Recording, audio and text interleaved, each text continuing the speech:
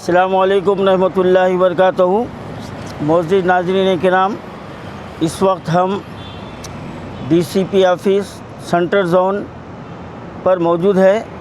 اور ابھی ہم نے deputy commissioner of police central zone سے ہم نے راست ملاقات کی اور 9 فروری کو دھرنا چوک اندرا پارک پر آل انڈیا صوفی علماء کونسل، مسلم یونائٹڈ فیڈریشن، بھارتیہ لیڈرز کانفرنس کی جانب سے منعقد کیا جانے والا ایک روزہ دھرنے کے لیے ہم نے پرمیشن کا لیٹر ڈی سی پی صاحب کو پیش کیا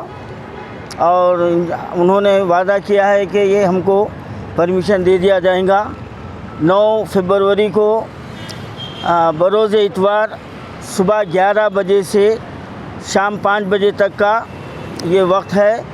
اور اس دھرنے میں نہ صرف شہر حیدرآباد بلکہ اضلاع کے دینی، ملی، سماجی اور سیاسی تنظیمیں،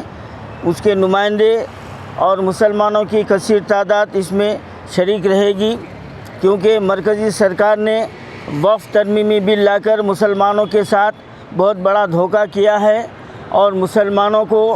مسلمانوں سے ان کی جائیداد چھین لینے کی ایک بہت بڑی سازش کی ہے اور وہ بل جو ہے نا پارلیمنٹ میں بھی دے دیا گیا ہے، گو کہ وہ ابھی تک پاس نہیں ہوا، وہ ہو بھی جائے گا، لیکن سوال یہ ہے کہ پاس کرنا الگ بات ہے، اس کو لاگو کرنا الگ بات ہے۔ اگر جس طریقے سے NRC کا بل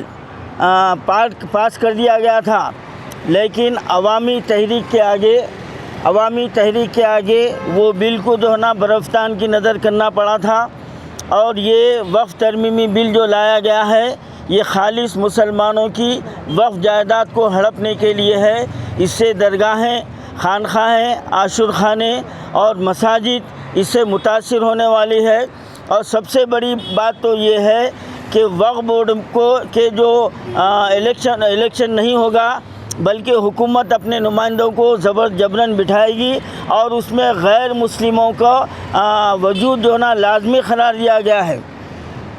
یہ کتنی ستم ظریفی کی بات ہے کہ انڈومنٹ میں ایک بھی مسلمان نہیں رہتا، کسی دیوستانم میں ایک بھی مسلمان نہیں رہتا، لیکن مسلمانوں کی ملکیت کے بورڈ میں یہ ہندوؤں کو اور لیڈیز کو، غیر مسلموں کو شامل کرنے کا لزوم رکھا گیا ہے۔ یہ سراسر جو ہے نا مسلمانوں کے ساتھ ناانصافی ہے بلکہ حق تلفی ہے، تو اس کے خلاف سارے مسلمانوں کو متحدہ ہو کر جدوجہد کرنا چاہیے اور 9 فروری بروز اتوار تلنگانہ نیوز ٹوڈے کی خبروں سے باخبر رہنے کے لیے اسے لائک، شیئر، سبسکرائب کریں اور کمنٹ باکس میں اپنا کمنٹ کرنا نہ بھولیں۔